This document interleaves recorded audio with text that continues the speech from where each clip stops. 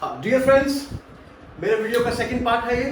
पहले पोर्शन में हमने जो पहले 4 सेलिंग फीचर इंडियन कॉन्स्टिट्यूशन के पढ़े थे वो थे lengthiest written constitutions drawn from various sources, blends of rigidity and flexibility and federal system with unitary bias.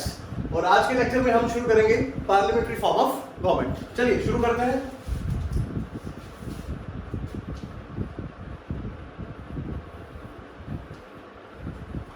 Parliamentary form of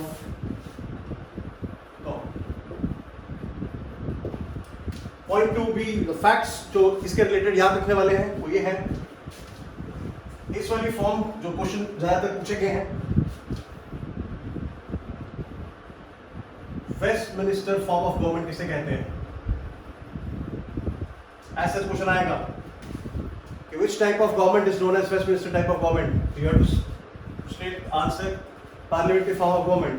ये वेस्टमिनिस्टर जो है ये एक प्लेस है, एक प्लेस का नाम है लंदन में जहां पे उनका parliament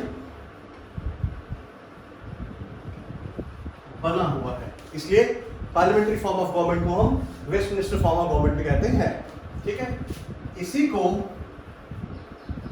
prime ministerial form of government भी बोलते हैं। क्यों कहते हैं? क्योंकि पार्लियामेंट्री फॉर्म ऑफ गवर्नमेंट में प्राइम मिनिस्टर जो होता है is one of the powerful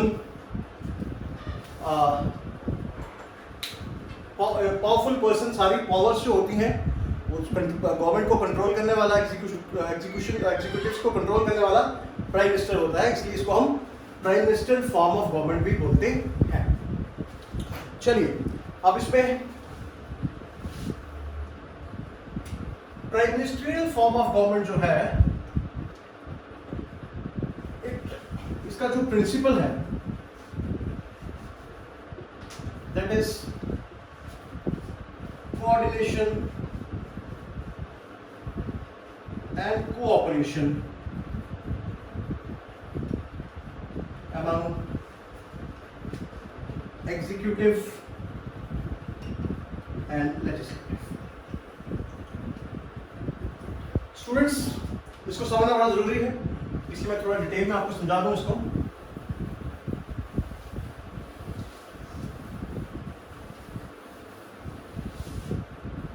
कि ये गवर्नमेंट किस प्रिंसिपल पे बनती है, कौन सा प्रिंसिपल ये फॉलो करते हैं, that is coordination, cooperation in executive and legislative. अब यहाँ पे हमें कुछ कंपैरिजन करने पड़ेंगे। स्टूडेंट्स, गवर्नमेंट जो होती है, फॉर्म होती है गवर्नमेंट की, वो 2 टाइप की होती है। एक पार्लियामेंट्री फॉर्म ऑफ गवर्नमेंट होती है और एक होती है प्रेसिडेंशियल फॉर्म ऑफ गवर्नमेंट।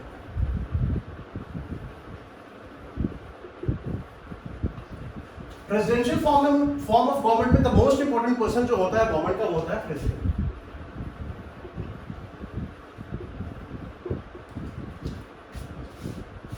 यहाँ पे 2 टाइप ऑफ, इसको मैं आपको समझाने की कोशिश करूंगा।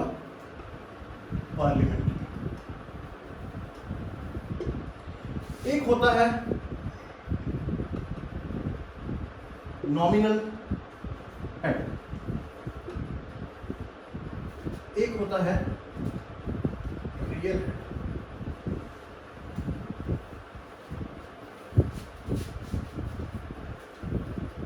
स्टूडेंट्स, ये जो नॉमिनल हेड होता है पार्लियामेंट्री फॉर्म ऑफ गवर्नमेंट में, नॉमिनल हेड कौन है? हमारा प्रेसिडेंट। इनके पास सिर्फ सेरेमोनियल पावर है, नो रियल पावर इनके पास नहीं है। जैसे आपने देखा होगा हमारे देश में पार्लियामेंट्री फॉर्म ऑफ गवर्नमेंट में जितने भी डिसीजन लिए जाते हैं वो कैबिनेट लेती है। कैबिनेट को हेड कौन करता है? Prime minister. तो सारी पावर किसके पास है? प्राइम मिनिस्टर के पास। और ये जो नॉमिनल हेड है ये एक सेरेमोनियल पोस्ट पे बैठता है, ये उनको हेड करता है, ये हेड ऑफ द गवर्नमेंट होता है। So in presidential form, in parliamentary form,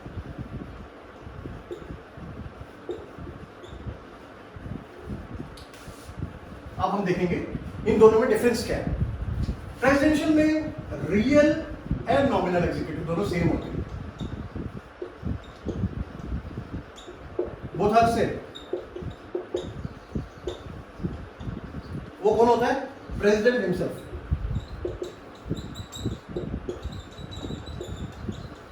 for example Donald Trump,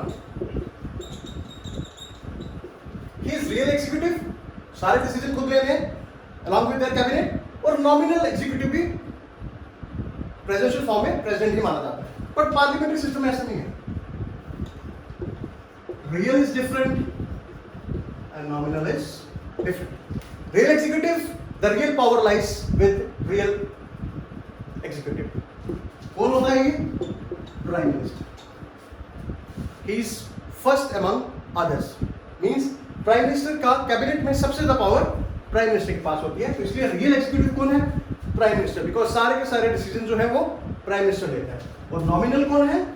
that is our president, जिसकी सिर्फ एक सेरेमोनियल प्लेस है कॉन्स्टिट्यूशन में। एज सच इनके पास कोई पावर नहीं होती है।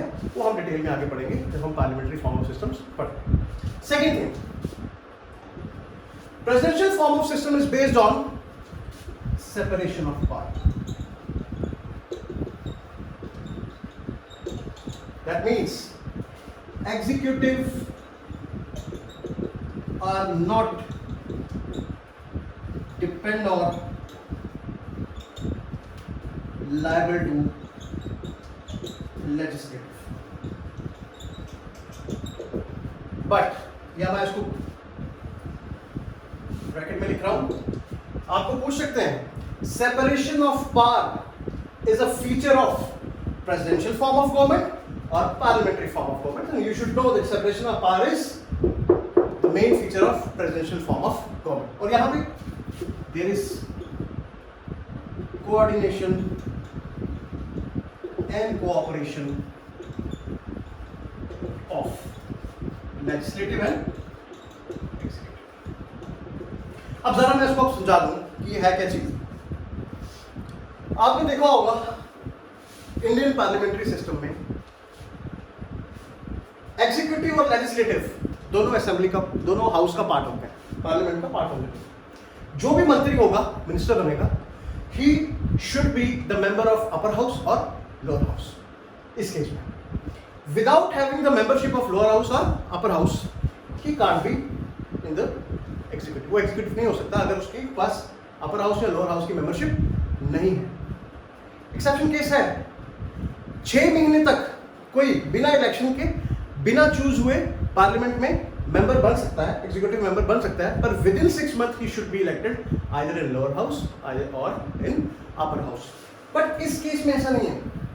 अच्छा, दूसरी चीज, 2 वर्ड यूज किए मैंने, coordination and cooperation. It means ये जो एग्जीक्यूटिव के जितने एक्शंस होते हैं, जितनी पॉलिसीज होती हैं, जितने ये डिसीजन लेते हैं, दे आर, उनको लेजिस्लेटिव के साथ कोऑर्डिनेट करके ही चलना है। इंडिपेंडेंट डिसीजन नहीं ले सकते। They are liable to parliament. उनको अपने डिसीजन जो हैं पार्लियामेंट हाउस में रखने पड़ते हैं, उनको जस्टिफाई करना ही पड़ता है। अगर वहां नंबर नहीं मिलेगा तो ये एग्जीक्यूटिव जो है अपना काम नहीं कर सकते हैं। अगर उनके पास मेजॉरिटी नहीं है हाउस में, एग्जीक्यूटिव जो है वो फॉल हो जाते हैं, जैसे सरकारें गिरती हैं, बनती हैं। वो all depends on cooperation and coordination of legislative and executive में। बट फ्रेंड्स, इसमें ऐसा नहीं है सेपरेशन ऑफ पावर। छोटा सा एग्जांपल देता हूं आपको। Donald Trump is elected president of USA. अब डोनाल्ड ट्रंप की जो कैबिनेट में लोग बैठे हुए हैं, या जो कैबिनेट वो चुनता है प्रेसिडेंट, उसका लेजिस्लेटिव के साथ कोई लेना देना नहीं है। He could be A member of senate, he could not be A member of senate. अगर डोनाल्ड ट्रंप चाहे तो मुझे या आपको भी उठा के अपना कैबिनेट में मिनिस्टरशिप दे सकते हैं, क्योंकि वहां पे सेपरेशन ऑफ पावर का कंसेप्ट है। कोऑपरेशन कोऑर्डिनेशन कंसेप्ट नहीं है कि आप मेंबर होंगे तो आपको कैबिनेट मिलेंगे। बड़े सारे ऐसे उनके पास कैबिनेट मिनिस्टर होंगे जो सेनेट के मेंबर नहीं है। Next is fundamental rights. Fundamental rights, पहले मैं आपको बता चुका हूं कि फंडामेंटल राइट्स जो है हमने कहां से लिए थे? यूएसए से, यूएसए कॉन्स्टिट्यूशन में, जो वहां इसको बिल ऑफ राइट्स भी कहते हैं। और एक और चीज इंपॉर्टेंट मुझे याद आ गई, पहले मैं भूल चुका था। इसको Magna Carta of the constitution भी कहते हैं।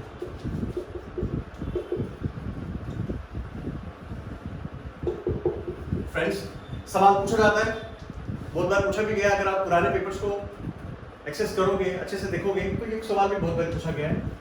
विच provision of the Indian constitution is known as Magna Carta of the constitution? That is fundamental rights. ठीक है, अब फंडामेंटल राइट्स है क्या, इसके फैक्ट्स जो याद करने वाले वो मैं दिखा रहा हूं आपको। पहला नंबर ये याद करना है कि ये कॉन्स्टिट्यूशन के पार्ट 3 में आता है। Part 3 of the Indian constitution contain fundamental rights. उसके बाद आर्टिकल 12 से लेके आर्टिकल 32 तक, सॉरी 35 तक, ये हमारे फंडामेंटल राइट्स से एसोसिएटेड है। उसके बाद पर्पस क्या है, फंडामेंटल राइट्स का पर्पस क्या है? Purpose is to promote political democracy. Last time एंटी के पेपर में ये क्वेश्चन आ रखा है, नायब तहसीलदार के पेपर में ये क्वेश्चन आया था जेकेएसएसबी के। उसमें क्वेश्चन ये था कि बताइए पॉलिटिकल डेमोक्रेसी कौन प्रमोट करता है। ऑप्शन आपको 4 दे रखे थे। फंडामेंटल राइट पहला, पीपीएसपी दूसरा, फंडामेंटल ड्यूटी तीसरा, ऑल ऑफ दिस लास्ट। ठीक है, तो ये पर्टिकुलर वर्ड याद रखना। हमारे फंडामेंटल राइट्स जो है हमें पॉलिटिकल डेमोक्रेसी प्रमोट करते हैं। This should be memorised. तो अगर आपने याद किया होता तो ये आंसर बिल्कुल सही आ जाएगा। उसके बाद पॉलिटिकल डेमोक्रेसी इनका काम है प्रमोट करना। नेक्स्ट इज फंडामेंटल राइट एक restriction to the tyranny of executive and legislative. इसका मतलब यह है कि फंडामेंटल राइट्स जो है हमारे एग्जीक्यूटिव्स को और हमारे लेजिस्लेटिव जो वहां बैठे हैं, जो लॉ बना रहे हैं, उन पे एक रिस्ट्रिक्शन क्रिएट करते हैं कि आप इन चीजों के अगेंस्ट नहीं जा सकते। अगर आप अगेंस्ट जाओगे तो जुडिशियल रिव्यू की पावर के तहत वो अमेंडमेंट या वो चेंज जो है नल एंड वॉइड कर दी जाती है। उसके बाद इंपॉर्टेंट थिंग इसकी जो है, they are justiciable and enforceable. Very important this thing. Fundamental right अगर आपका ब्रीच होता है तो आप लोग कोर्ट जा सकते हैं। कॉन्स्टिट्यूशन ने हमें under article 32 constitutional remedies provide की, जिसे हम रिट्स भी कहते हैं। आप कोर्ट जाएं, अगर आपको लगता है कि आपका कोई फंडामेंटल राइट ब्रीच हुआ है, स्टेट ने, एग्जीक्यूटिव ने या लेजिस्लेटिव ने कोई ऐसा काम किया जिससे आपका फंडामेंटल राइट ब्रीच हो रहा है, आप डायरेक्टली कोर्ट जा सकते हो। आप डायरेक्टली हाई कोर्ट या सुप्रीम कोर्ट जा सकते हो। आपको कोई मना नहीं कर सकता। वहां पे आपको वहां सुना जाएगा थ्रू रिट्स। जो है आपका जो फंडामेंटल ब्रीच हुआ होगा उसके लिए रेमेडीज जो है आर्टिकल 32 में ऑलरेडी मेंशन की है। Itself it's a fundamental right. Article 32 itself is a fundamental right. ये बड़ी अच्छी बात है। अगर सपोज करो आर्टिकल 32 नहीं होता, आपका फंडामेंटल राइट ब्रीच हो जाता, आप तो कोर्ट जा नहीं सकते थे, तो फायदा क्या हुआ उस फंडामेंटल राइट्स का? तो हमारे कॉन्स्टिट्यूशन मेकर्स ने बड़े सोच समझ के रेमेडी को भी फंडामेंटल राइट बना दिया, ताकि कल को कुछ अगर ब्रीच हो जाए तो एक जो विक्टिम है वो वायलेटर के खिलाफ कोर्ट में जा सके।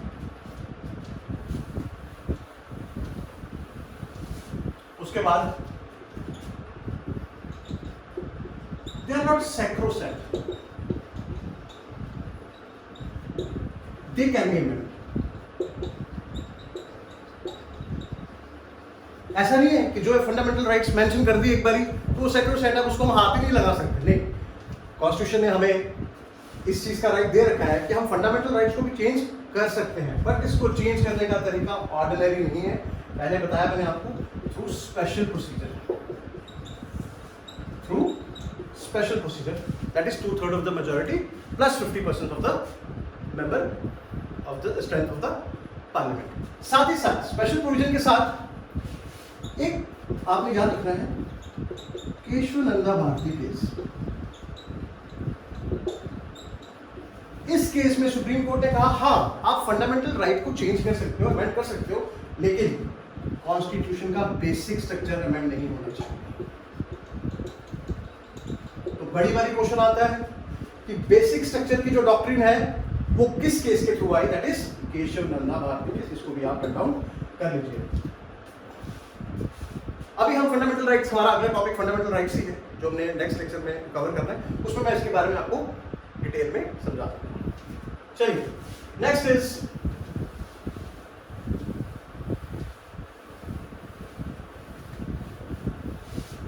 DPSPs, directive principles.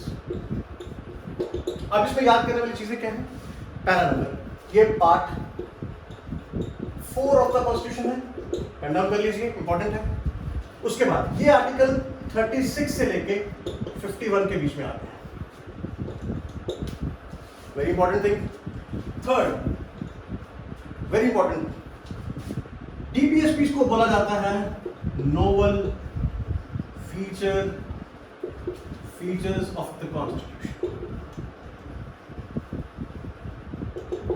स्टूडेंट्स,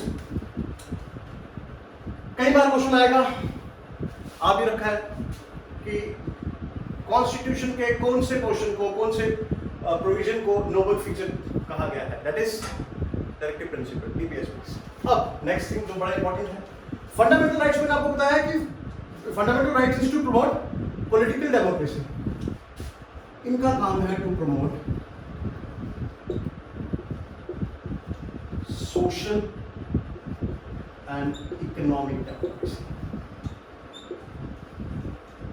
सी, एक क्वेश्चन था पिछली बार मैंने बताया आपको, पॉलिटिकल डेमोक्रेसी हो सकता है एक बार आ जाए कि कौन सा प्रोविजन है कॉन्स्टिट्यूशन का जो सोशल डेमोक्रेसी और इकोनॉमिक डेमोक्रेसी को प्रमोट करता है। You should know directive principle of the constitution promote social democracy and economic democracy. और इसमें इंपॉर्टेंट चीज ये है, दे आर नॉट एनफोर्सेबल। अगर मान लो आपका कोई डायरेक्टिव प्रिंसिपल स्टेट पूरा नहीं कर रही है, इंप्लीमेंट नहीं कर रही है, आप कोर्ट नहीं जा सकते। इसके पीछे क्या स्टोरी है वो मैं आपको डायरेक्टिव प्रिंसिपल में समझाऊंगा कि हम क्यों नहीं जा सकते। बट मैं एक चीज यहाँ पे जरूर सुनाना चाहूंगा आपको, although they are not enforceable but they are very important. Why? Because they have pressure of public opinion. ये पब्लिक ओपिनियन बड़ा मैटर करता है DPSPs के लिए। डॉक्टर अंबेडकर ने ये बात स्पेसिफिकली अपनी स्पीच में कही थी कि मान लो ये इन्फोर्सेबल नहीं है, बट इसके पीछे पब्लिक ओपिनियन का बैकिंग बहुत ज्यादा है। जो भी सरकार DPSPs को पे एडहेयर नहीं करती है, इंप्लीमेंट नहीं करती है, उनके पब्लिक का प्रेशर बड़ा होता है जो कि उनके वोट बैंक में दिख जाता है। इसलिए कोई भी स्टेट आप जब आती है, कोई भी गवर्नमेंट जब आती है, वो DPSPs को बड़ा सीरियसली लेती है, बिकॉज कहीं ना कहीं DPSPs जो है उनके वोट बैंक को इंपैक्ट करता है। इसके बारे में भी डिटेल में हम जब DPSPs पढ़ेंगे उसमें देखेंगे। चलिए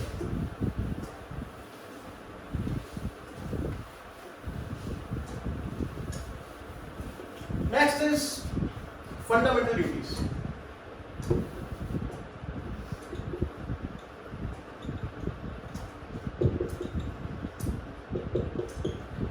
पार्ट है इसका 4A, याद रखने वाला। आर्टिकल है इसका 51A, याद रखने वाला। Second thing, total number of कितने हैं फंडामेंटल ड्यूटीज कितनी है, दैट इज 11। याद होना चाहिए, क्वेश्चन आ सकता है total number of fundamental duties in our constitution. Option भी एग्जामिनर बड़े क्लोज देगा, 9, 10, 11, 12, so you should have the information about fundamental duties कितनी है 11, तो आप उसको आसानी से कोप अप कर लोगे। अब जो इंपॉर्टेंट थिंग्स हैं स्टूडेंट, फंडामेंटल ड्यूटीज जो थी जब हमारे कॉन्स्टिट्यूशन बनाया गया, जब इनैक्ट हुआ, उस समय ये फंडामेंटल ड्यूटीज ऐड नहीं करी गई थी। अब ये ऐड कब हुई वो याद रखना है, 42nd अमेंडमेंट एक्ट 1976, ये डेट याद रख लीजिए। क्वेश्चन पूछा जाएगा कि fundamental duties, when were fundamental duties were added in Indian Constitution, that is 42nd Amendment Act 1976. Other important things, इसकी कमेटी कौन सी थी? इस पे बहुत बारी क्वेश्चन आया है। स्वर्ण सिंह कमेटी, याद रखना है, ये कमेटी एक बिठाई गई थी इंदिरा गांधी के टाइम पे, जिन्होंने ये रिकमेंडेशन दी कि यस, फंडामेंटल ड्यूटीज जो है वो हमारे कॉन्स्टिट्यूशन में होनी चाहिए, बिकॉज अगर कॉन्स्टिट्यूशन आपको राइट्स प्रोवाइड कर रहा है तो सिटीजन्स के कुछ ड्यूटीज भी हैं स्टेट के लिए, तो वो ड्यूटीज जो है वो फंडामेंटल ड्यूटीज में ऐड करेगी। इससे बात आने की जरूरत नहीं है, that's enough. Next is 9th one, universal adult franchise. Friends, इसका मतलब यह है, इट मीन्स कि इंडियन कॉन्स्टिट्यूशन हमें ये राइट प्रोवाइड करता है कि कोई भी बच्चा किसी भी धर्म का, जाति का, रंग का, जिसकी उम्र 18 साल से ऊपर है, वो वोट डाल सकता है। He is allowed to vote in the election. Means no discrimination on the basis of caste, sex, race, color, literacy and wealth. ध्यान से समझें इसको। ये एक बड़ा इंपॉर्टेंट फीचर है हमारे कॉन्स्टिट्यूशन में। ये क्यों अडॉप्ट किया गया? ताकि हमारी जो कॉन्स्टिट्यूशन की, हमारी जो डेमोक्रेसी जो है, वो उसकी जो रीच है वो सारे लोगों तक हो पाए। एक रिस्ट्रिक्टेड वोट शेयर ना हो जिसमें खाली गिने चुने लोग ही वोट डालें। तो हम अपनी डेमोक्रेसी को डाइवर्स करने के लिए हमने इस फीचर को अपने कॉन्स्टिट्यूशन में ऐड किया, जिसका मतलब ये है कि हमारे देश में 18 साल से ऊपर का कोई भी बच्चा जो है वो वोट डालने के लिए सक्षम है। He can vote in any election, और उस इलेक्शन प्रोसेस में या वोट डालने पे इन सारी कैटेगरीज में कोई भी डिस्क्रिमिनेशन नहीं होना चाहिए। मीन्स कास्ट बेस्ड डिस्क्रिमिनेशन नहीं होना चाहिए। किसी पर्टिकुलर कास्ट को कोई वो रिजर्वेशन नहीं है कि वो ही वोट डाल सकता है, बाकी नहीं डाल सकते हैं। कोई वीआईपी है, कोई दूसरी कास्ट नहीं है। हर कास्ट का इंसान जो है वो अपना वोट कास्ट कर सकते हैं। सेक्स, चाहे वो मेल है, फीमेल है, ट्रांसजेंडर है, इस बेसिस पे कोई डिस्क्रिमिनेशन नहीं होगा। हर एक को अधिकार है वो अपना वोट डाल सकता है।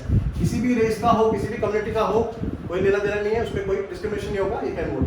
किसी भी कलर का हो। लिटरेसी, इस पर आजकल बड़ी डिस्कशन चल रही है लिटरेसी पे। फिलहाल तो आपको पता है कि कोई भी इंसान, चाहे वो कम पढ़ा है, ज़्यादा पढ़ा है, वो इलेक्शन प्रोसेस में पार्ट ले सकता है। बट हाँ, कुछ सालों से ये डिबेट चल रही है कि पंचायती लेवल पे जो इलेक्शन होती है उस पर लिटरेसी जो है एक क्राइटेरिया रखा जाए, ताकि जो अच्छे पढ़े लिखे लोग हैं वही डेमोक्रेटिक सेटअप में आ सके। हालांकि ये एक प्रोसेस है, इस पर कोई अभी टिप्पणी करना सही नहीं है। इसमें अभी डिस्कोर्स चलेगा, उसके बाद में पता चलेगा कि इसमें कोई चेंज आएगा या नहीं आएगा। उसके बाद वेल्थ, दैट्स टू इम्पोर्टेंट, क्योंकि पहले क्या होता था, जो पुरानी डेमोक्रेसीज थी वहाँ पे वोट करने का अधिकार था वो बड़े कुछ लोगों को था। मैंडेट बड़ा रिस्ट्रिक्टेड था। वही लोग दे सकते थे जिनके पास प्रॉपर्टी थी, जिनके पास लैंड था, जिनके पास वेल्थ थी। जो गरीब लोग थे उनको वोट डालने का अधिकार नहीं था। बट इंडियन कॉन्स्टिट्यूशन का ये बड़ा अच्छा फीचर है कि उन्होंने वेल्थ को भी, यहाँ पे वेल्थ डिस्क्रिमिनेशन को भी डिस्कार्ड कर दिया। गरीब हो, अमीर हो, सबके वोट की एक जैसी अहमियत है और एक जैसी वैल्यू है। So universal adult franchise. इसमें एक और इंपॉर्टेंट चीज़ याद करने वाली, पहले हमारे देश में जो एज लिमिट थी वो 21 ईयर थी। उसके बाद 21 ईयर के बाद इसको किया गया 18 ईयर। और वो जो अमेंडमेंट इसमें याद रखने वाला है, that is 61st amendment act 1989। ये फैक्ट है याद रखने वाला, इसको नोट कर लीजिए और याद कर लीजिए। This much is in universal adult franchise.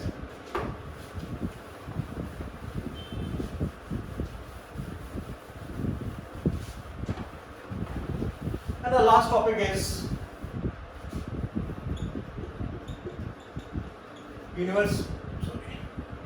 three-tier government.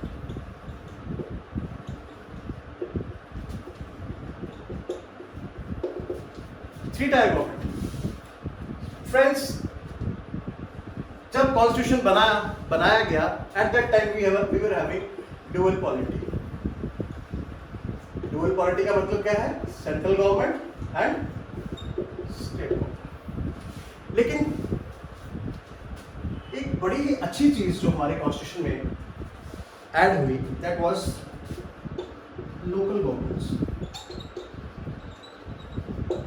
वो क्या थी? Panchayat in rural areas, urban local bodies in urban areas. इसको याद करने वाले फैक्ट कौन कौन से हैं? कॉन्स्टिट्यूशन 73rd अमेंडमेंट एक्ट जिसने पंचायत को इंक्लूड किया, और 74th अमेंडमेंट एक्ट जिसने अर्बन लोकल बॉडीज को इंक्लूड किया. एक चीज मैं इसमें आपको बताना चाहूंगा कि थ्री टायर सिस्टम वर्ल्ड की सिर्फ इंडियन डेमोक्रेसी में ही पाया जाता है. No other democratic country has three-tier government. Only Indian Constitution has given this right of local government to spread the benefits of democracy to the grassroots people. And it's one of the very beautiful thing in Indian Constitution. इसको भी हमने detail में पढ़ना है, because आपको पता होगा हमारे सिलेबस में 73rd और 74th amendment act particularly mention किया है. ओके स्टूडेंट्स, इसी के साथ हमारा ये जो टॉपिक है select feature of Indian constitution खत्म हुआ. इसके बाद हम थोड़े MCQs देखेंगे जो पिछले एग्जाम्स में आए हुए हैं. Let's students we will see certain previous years questions जो ऑलरेडी जीके SSB के एग्जाम में आ चुके हैं. मैं चाहता हूं कि आपको थोड़ा सा पैटर्न पता चल जाए कि किस तरीके के क्वेश्चन एग्जामिनर पूछता है. फर्स्ट क्वेश्चन है,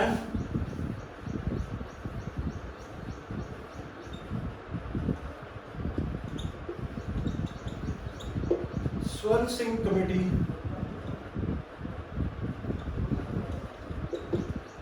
was associated with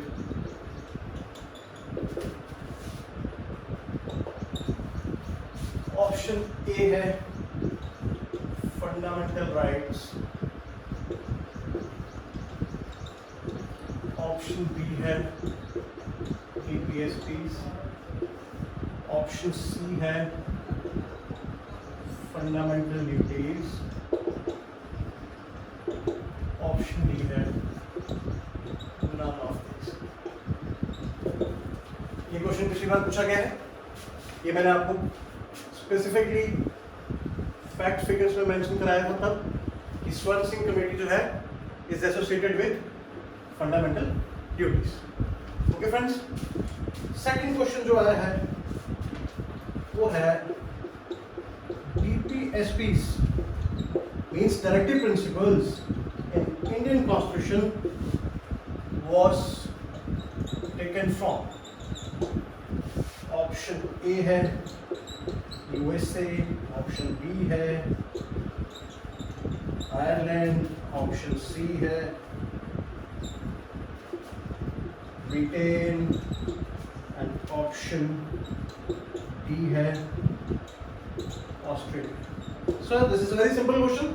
DPSPs जो है we know we have taken from Ireland, जिन्होंने आगे कहाँ से लिए हैं? स्पेन से. ये क्वेश्चन भी पिछली बार पूछा गया.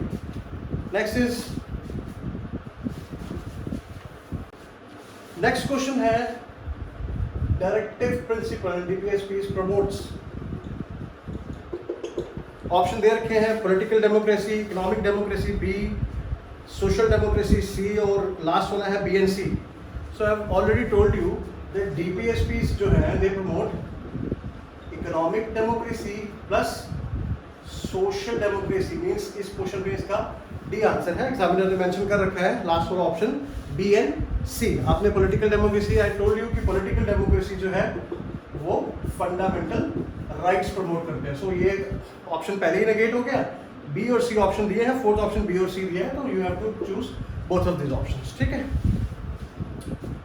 एक क्वेश्चन है, number of schedule in Indian constitution. I have already told you we have 12 schedules in Indian constitution. Effect वाला क्वेश्चन है, आपको याद रखना है। एक सवाल आया है, noble feature of Indian constitution. अभी थोड़ी देर पहले मैंने बताया आपको कि डायरेक्टिव प्रिंसिपल्स को हम नोबल प्रिंसिपल्स कहते हैं। हाँ, एक बहुत अच्छा क्वेश्चन आया था कि basic structure doctrine is associated with, उसमें आपने 4 ऑप्शन दिए हैं। पहला दिया है मिनर्वा मिल, सेकंड दिया है केशवानंद भारती, थर्ड दिया है एसआर बोमाई और लास्ट दिया none of this. So I have told you Kesavananda Bharati जो है is associated with basic structure doctrine. Last question है इसमें कि amendment by special majority is mention in which article of the constitution. I have already told you article 368 के बारे में मैंने आपको पढ़ाया था, जिसमें मैंने स्पेशल प्रोविजंस और सिंपल प्रोविजंस के बारे में बताया आपको। तो स्पेशल प्रोविजन जो है वो आते हैं आर्टिकल 368 के अंदर, और सिंपल प्रोविजन जो है वो आर्टिकल 368 के अंदर नहीं आता है, जिसमें हम ऑर्डिनरी वे की तरह ऑर्डिनरी तरीके से अमेंडमेंट करते हैं। ओके फ्रेंड्स, तो ये कुछ क्वेश्चन थे पिछले साल के जो मैं आपके लिए लाया था, ये शो करने के लिए, ये दिखाने के लिए आपको कि पैटर्न कैसा रहता है एग्जामिनर का। आपको कुछ फैक्ट्स तो याद करने ही पड़ेंगे। कुछ क्वेश्चंस हैं जो स्टोरी बेस्ड भी हैं, वो मैं अगले सेशन में आपको लेके आऊँगा, आपके लिए ढूंढ के रखूँगा आपके लिए। सो मैं चाहता हूँ कि आप वीडियो को अच्छे से देखें, अच्छे से पढ़ें और रिवाइज भी करें। जितना ज़्यादा रिवाइज करोगे उतना ज़्यादा आप उसको मेमोराइज करोगे, बिकॉज आर्टिकल का जो नंबर है वो बहुत ज़्यादा है। तो आई होप कि आपको मेरा लेक्चर अच्छे से समझ आया होगा। तो मेरे वीडियो को लाइक करें, शेयर करें और अच्छे से तैयारी करें। Thank you so much.